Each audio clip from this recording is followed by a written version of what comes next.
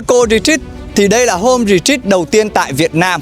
Nhà rửa rừng retreat với 50 hecta retreat cycle, 20 vườn chủ đề và 8 km đường tắm rừng. Khi anh chị về sống tại Eco Retreat thì nhà là nơi retreat mỗi ngày bởi vì có hơn 4 triệu cây xanh và hoa, 300 chủng loại và 8 tầng thực vật. Giờ anh chị cùng em khám phá những hạng mục đã hoàn thiện.